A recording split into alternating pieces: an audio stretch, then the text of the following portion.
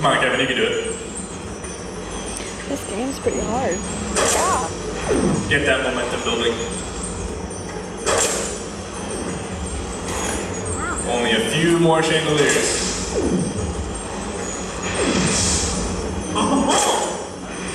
With the sweet spot right there. He's just got to make it over these lasers and oh, almost falls off. All right, now you're on the descent. So now you have to descend through the tower. This is by far actually the hardest level in the game. Requires a lot of patience and a lot of timing.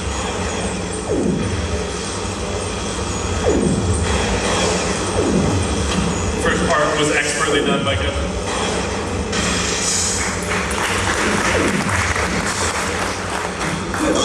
Alright, so he had a little hitch. Now he's got to make it through the last gauntlet, which has only been completed once by one of our programmers. Wow. And it will not be completed by Kevin. What's his final score? 15,919. Why don't you go and put your name in there, Kevin? All right, nicely done. And I'm gonna pass it on to Kate for question and answers.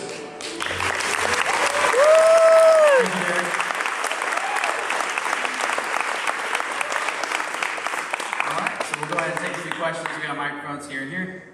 All right, James. Hey, Kate, good job on the game, guys. Thanks, sir. I gotta know, how did you get that clicker to work? Well, I had help from a little friend there that told me that you need to take the USB plug out of the clicker and put it in the port. That will do it.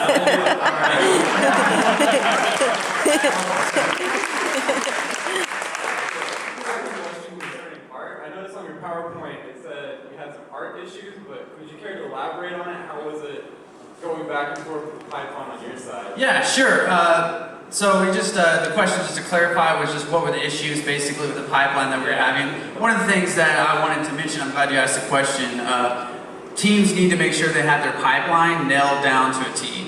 Because if we had, like, you need to have your mesh facing so-and-so in this direction, we need animations to start at the bind pose, things of that nature. If we were to have had that nailed down at the earliest possible phase, it would have allowed for the art pool to get things back quicker to us and us not to have to put it in game, see what's wrong, send it back, and those types of iterations.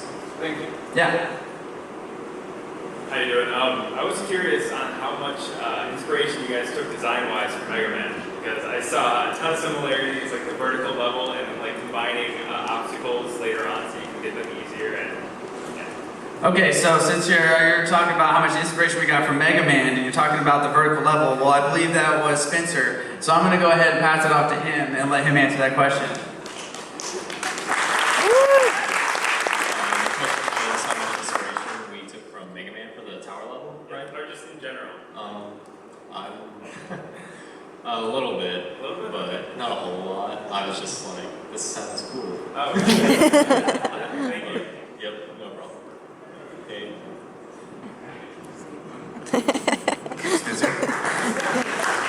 All right, Noah, what you got for us?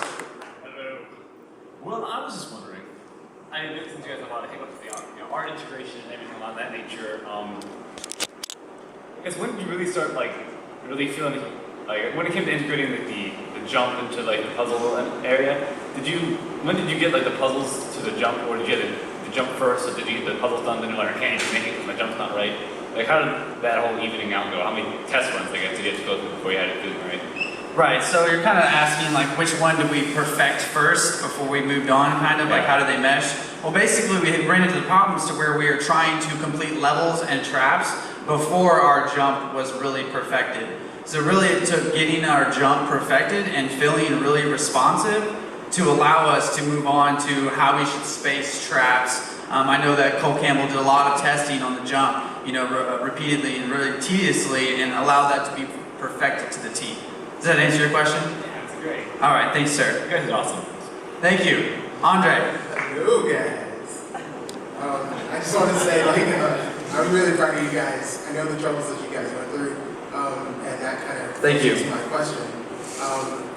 I know Game Project went through a lot of changes, and what were some of the troubles that you guys had during that? You guys were one of the first groups. What was it like?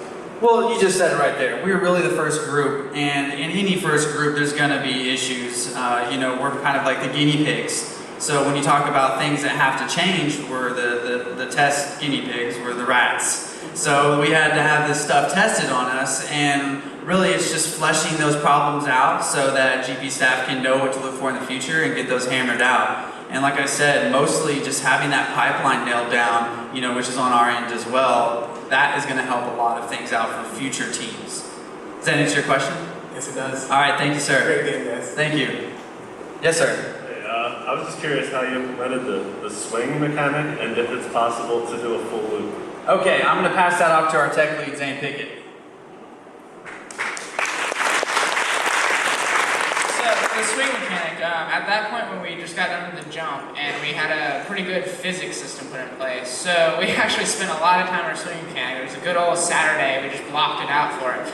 And what we did is, we over-engineered it first, but we realized that gravity does most of the effort. So if you actually, come down and all you do is just restrict by the rope and it swings. And the early iterations, you could completely get a full loop, because if you're following gravity and you're climbing up the rope, you're actually adding to your upward velocity. So if you're doing that as you're coming across, you could get a good pin just going. And it was we had to stop that, because we ended up where you could shoot up and just go to the stars and then come back at some later level and be like, I beat the game. So yeah, it was definitely, it was some fun iterations, but yeah, you could definitely go full loop and early. So That's cool, it looks pretty fun. thanks. Yes, sir. I was just wondering, you guys seem to have had so many problems. What are some things you wanted to put in the game but couldn't due to time or whatever? Oh, well, let's see, we had a couple traps. We had a smashing block that we wanted to put in the game. We had a saw that came out of the floor that we wanted to put in the game. I believe spikes were cut out early on in development when we learned that we weren't going to have enough time. And that's basically just more traps that we wanted to iterate on, and maybe a couple more levels so we could introduce those into the game. Thanks. Yeah, thank you. All right, everybody, thanks for coming out.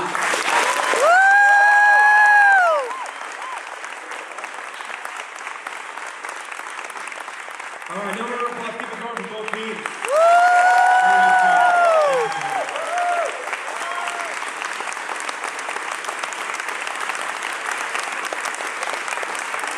So I just want to give a couple of quick thanks. Thank you to Dave and the crew for making all of this look awesome again.